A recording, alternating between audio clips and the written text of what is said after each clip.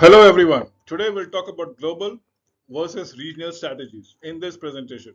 So yes, what are the global strategies and what are regional strategies and how do they differ in each other? And in which all segment should we vie for global strategies and which all segment should we focus for regional or local strategies per se? Remember, the things to keep in mind is your competitive advantage and the region first strategy. Always, this is what I would let's say.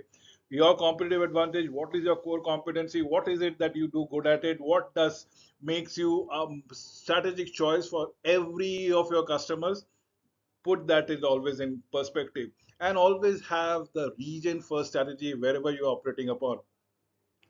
Overall strategic framework drives country levels decisions altogether. Now, business strategy, the competitive advantages thereof. What are they? They are cost leadership, be it low cost or be it low price. So this is what we are looking at it.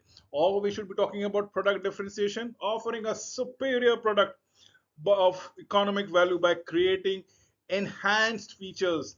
And that is only possible through innovation, through product development capabilities. The next would be your market differentiation. Now, what is being perceived as? Is it a superior value? It is what kind of influence that you are based upon it. Unique image, brand centric differentiation achieved through targeting, positioning, and communication capability. Close relationship with customers, customer centric differentiation achieved through CRM capabilities and customization. This is of prime importance because these are the only way where you can develop your competitive analysis over your competitors. The resources, the capabilities deployment based on cost leadership, based on product differentiation, or perhaps based on market differentiation thereby. Now, what are the things to be kept in mind when we are focusing on local marketing plan? The regional marketing plan, set your competitive advantages and regional first strategy. Remember, overall strategic framework should drive country level decision. Plan for long term, anything between 1 to 3 years. Focus on awareness, focus on gaining distribution, focus on the fact that you are made available or there is a recall factor from the customer's end. From anything from 3 to 5 years, it should be market share.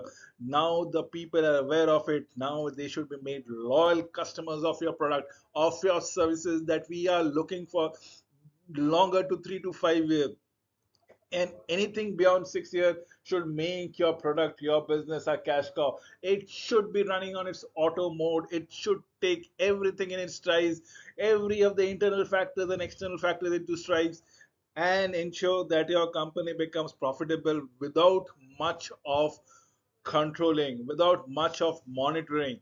It should run on an auto mode, and that should be the plan for a long term goal. Recognize regional strategic issues, trade agreement, or standardization versus customization. Should you be coming out, churning out standard product, or should you customize every product as per the requirement, taste of the customers that are all about it? Never, I would recommend, never ever forget the 4 P's, the very basic, the product, the price, the promotion, the place. These are the 4 P's that needs to be religiously followed. And also never forget your competition. They might beat you, outrun you, keep them at bay. So we should be having a marketing plan. What is a marketing plan? It's a well written documented that details necessary actions to be taken by one or more objectives that the marketing strives to achieve. Marketing plan is nothing but a business document written with the purpose of understanding the market scenario, your business position, and thereby develop certain strategy that needs to be covered in your plan. Marketing plan usually have a life from anything from 1 to 5 years. What are the overall objectives of a marketing plan? The very purpose of creating a marketing plan is to give you a roadmap of what needs to be done, how it needs to be achieved, the marketing objective thereby. 4 major sections and possible exhibits as the case might be going around it. 1, situation analysis. 2, strategic development. 3, marketing objective. And 4, marketing mix. Yes, we need to understand the situation. Where are you positioned at, where are you doing your businesses in, what is the country attractiveness. Do a possible internal and external factor analysis in terms of SWOT, strength, weakness, opportunities, and threat. That will decide what business should you be in, what kind of customer that you should focus on, and how to keep competitors at a bay. Strategic development are the regional marketing plan and position map for each country, incorporating current competitors and BEI information, business environmental information that needs to go around it. Marketing objective, the volume forecast, the revenue, the projective volume, the projective business, which what you have done in last year and this year, based upon it, can you project it for the next 2 years? Marketing mix is the country's X years plan, action plan, 1 to 5 years, 5 to 6 years, 6 to 7 years, 7 to 8 years, or 9 years, or 10 years, or even for 20 years, 2 decades. That should be based on your previous data and probably the scenario that needs to benefit. We are talking about product volume, we are talking about benefit positioning, we are talking about price, we are talking about price positioning, we are talking about distribution, we are talking about penetration. Yes, we love to ensure that our presence should be omnipresent as far as sales, promotion, product promotion level, and business environmental influences is concerned. Competitive advantage in the emerging market. Look what we are looking into it. Regardless of being an established or emerging multinational company, MNC, the cost of advantage is disappearing and the game is changing ever faster than ever.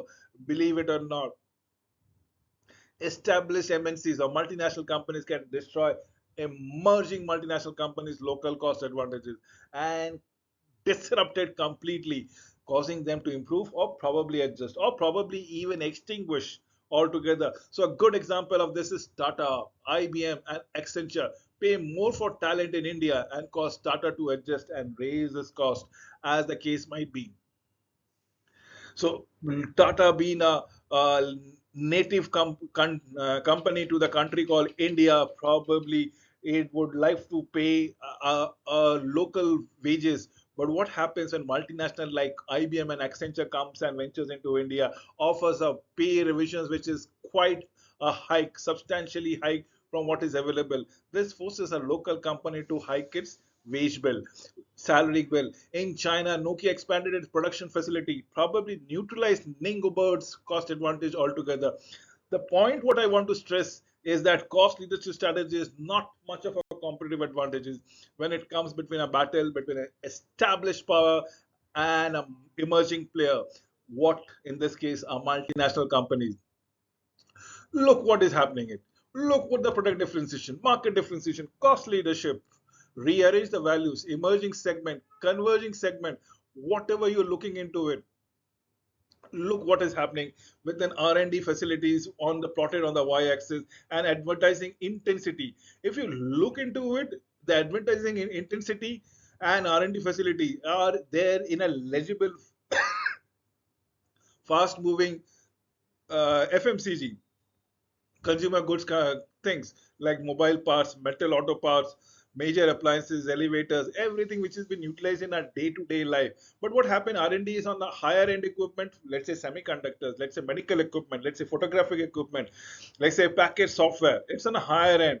Advertising intensity is not there much because you are only focused into a niche segment.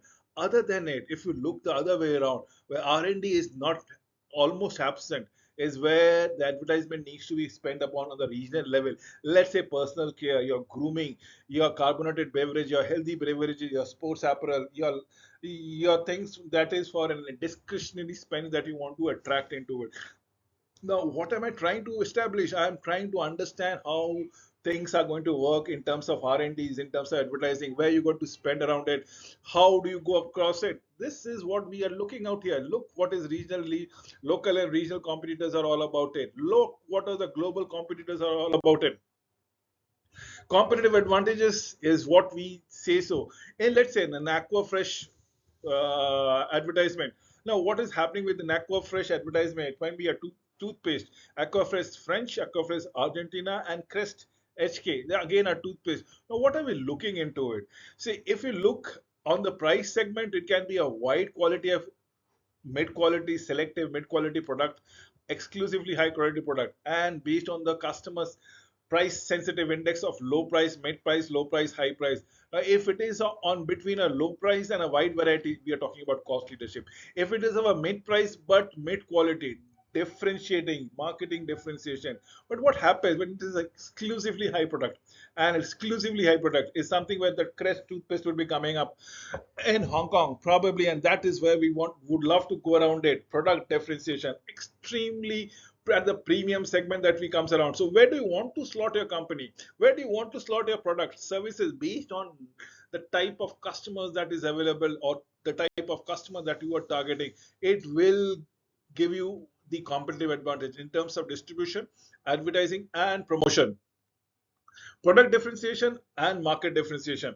Allow me to wind up this presentation or the video with this particular slide. In the local team model, growth team model, shift power to where growth is, where the market is, where it makes sense to be, where the profitability, build new offerings from ground up, build your infrastructure, make your presence felt, build local governing teams from the ground up, zero based. It's on the son of the soil process.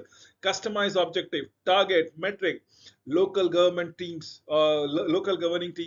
reports to someone at the higher term. That's what the organization would be called. It's a local growth team that goes around it. Similarly, what about emerging market success?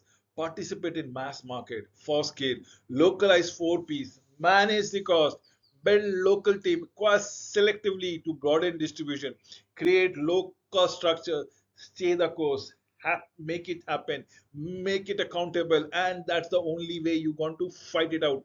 See how you emerging market wins over the regional marketing plan.